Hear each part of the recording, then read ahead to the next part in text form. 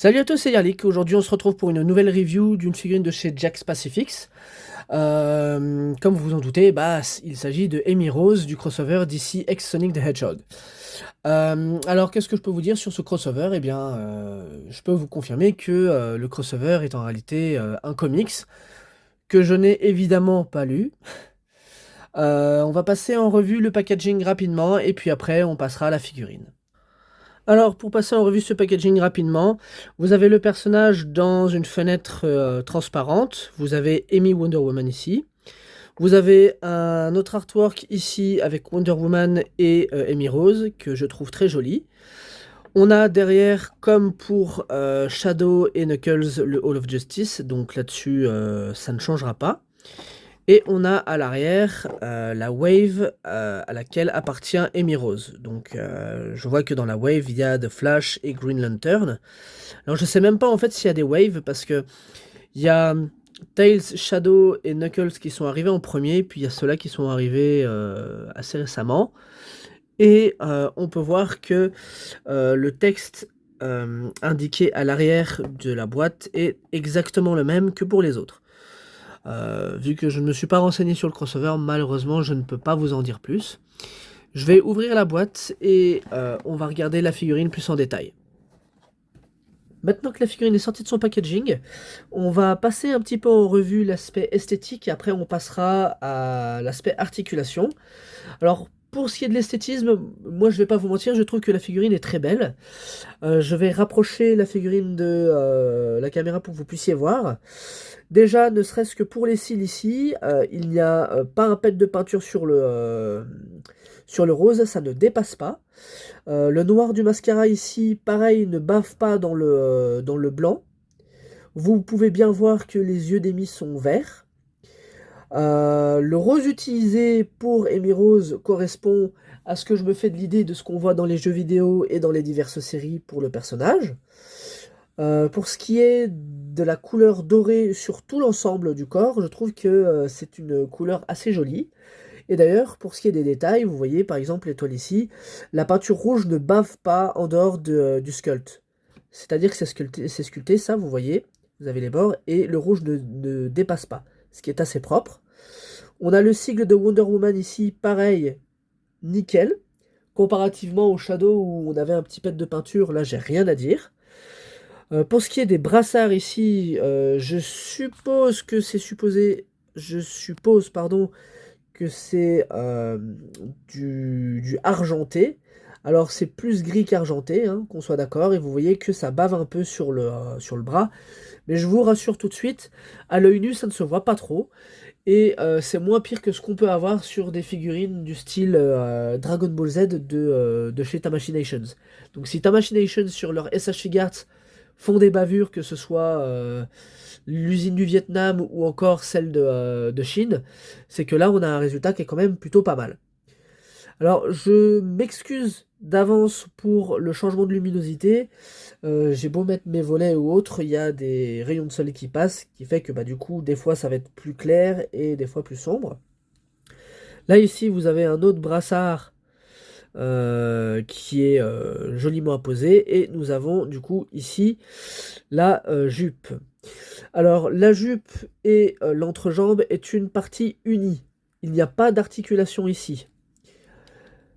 Pour ce qui est de la jupe, on a encore du doré. Vous pouvez voir qu'il y a quand même un léger changement au niveau du doré ici qui est un petit peu plus pâle.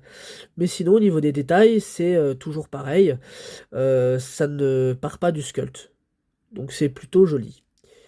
Nous avons les bottes. Encore une fois, rien à dire, hein, la couleur est joliment apposée.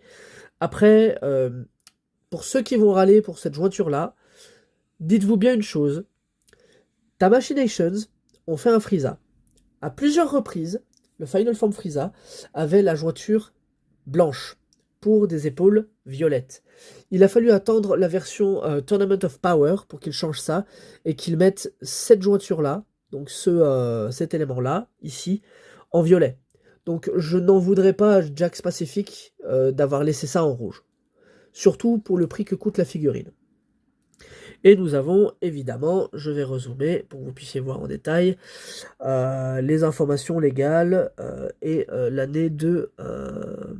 même pas, on n'a même pas l'année de production, je dirais peut-être S25, donc peut-être que c'est l'année de production, ça c'est possible.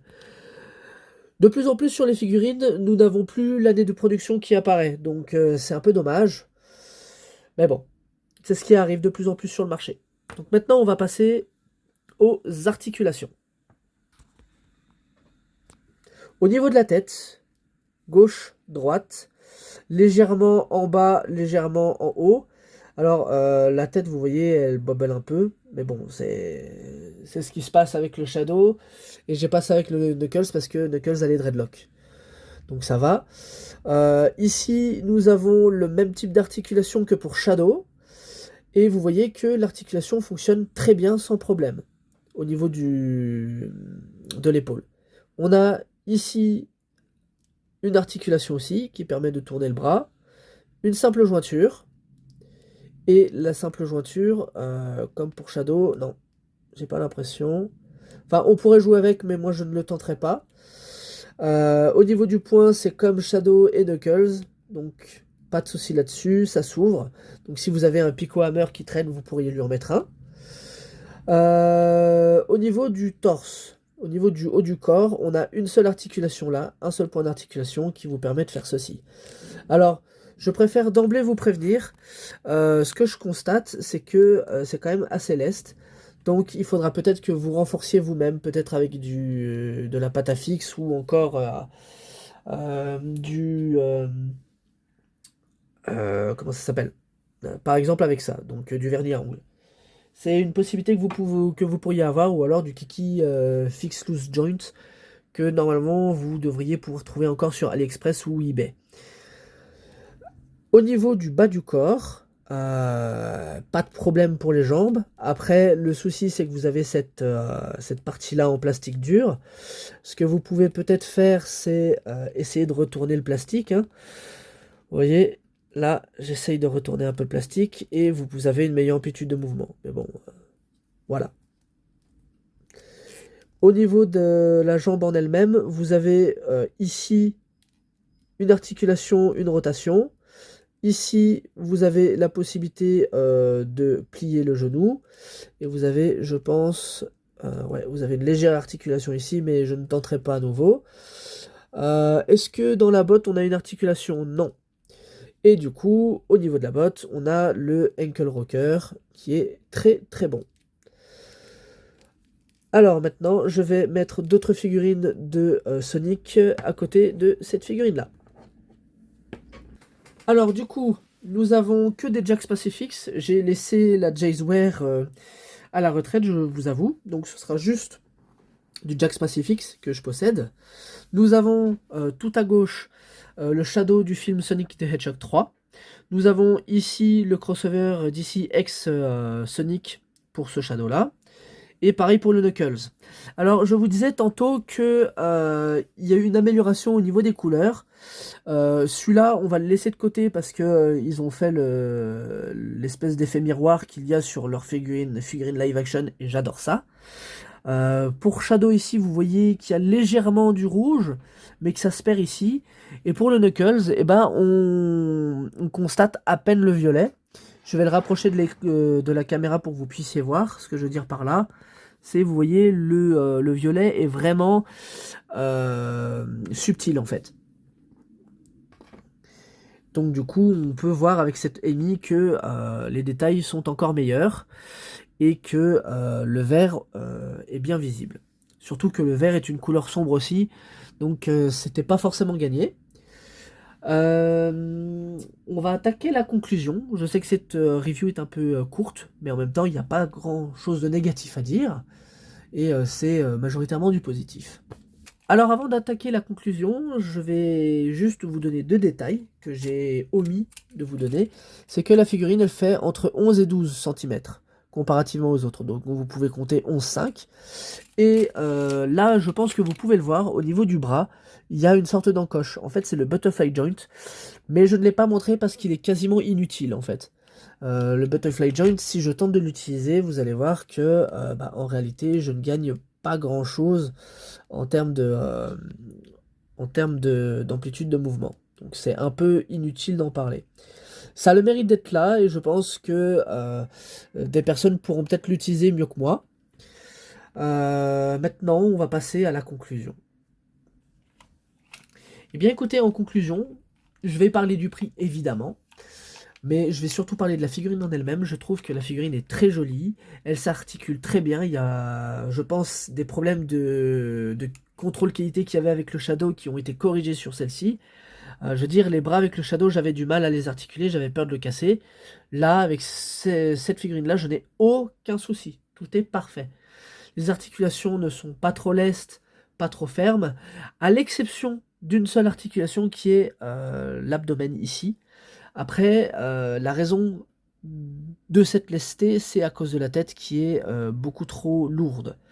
Je pense qu'ils auraient peut-être... Alors, je sais pourquoi ils font ça, c'est pour donner un aspect qualitatif, mais peut-être il serait intéressant de faire en sorte que les têtes soient peut-être un peu plus légères pour éviter que l'abdomen se casse. Malgré ce léger défaut, j'ai envie de vous dire, ça reste une figurine entre 11 et 15 euros. Et si vous aimez le personnage, il n'y a qu'une chose à faire, c'est foncer. Que ce soit un crossover ou pas, je veux dire, moi les costumes là, je les adore. Je suis fan de DC, enfin plus ou moins. Je suis fan de Sonic, et bah ce crossover, entre guillemets, c'est du pain béni pour ceux qui aiment bien. Alors après, oui, moi je vous confirme que je préférerais quand même des versions jeu. Mais comme je vous l'ai dit, je pense que les versions jeu ne vont pas tarder. Apparemment, de ce que j'ai vu, Jakks Pacifics a une gamme collector où ils font des figurines 6 pouces. Je n'ai pas regardé ces figurines-là, mais en termes d'articulation, on est sur du bon. Donc, à mon avis, il y a moyen qu'on ait bientôt des figurines dans cette échelle-là pour du jeu vidéo. En tout cas, j'espère que cette review vous aura plu, qu'elle aura été assez informative. On se retrouve pour une prochaine review très prochainement. Ça va être, spoiler alert, Gogeta 4 de chez Demoniacal Fit. Prenez bien soin de vous, à la prochaine, ciao ciao.